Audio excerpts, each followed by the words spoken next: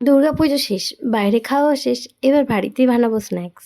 তার জন্য প্রথমে আলু সেদ্ধ করে নিয়েছি, তারপরে দিয়েছি টমেটো কুচি, পেঁয়াজ কুচি, লঙ্কা কুচি, নুন আর একটু হলুদ, একটু দিলাম লঙ্কার গুঁড়ো, আর একটু দিয়েছি জিরে ধনে গুঁড়ো, আর একটু দিয়েছি আমি ম্যাগি মশলা।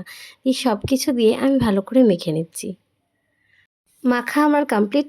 এবার আমি ব্যাটারটা রেডি করব। তার জন্য দিয়েছি একটু বেসন, একটু চালের গুঁড়ো, একটু হলুদ, একটু লঙ্কার গুঁড়ো দিয়ে সব কিছু আমি মিক্সড করে নেবো। দেখছেন তো খুব একটা পাতলা বা খুব একটা ঘন কিন্তু করিনি।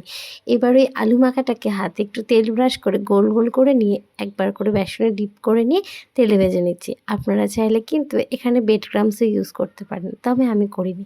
আর তার সঙ্গে বানিয়েছিলাম কফি। সন্ধেবেলাটায় স্ন্যাক্সের সাথে একটু চা কফি না হলে ঠিক জমে না।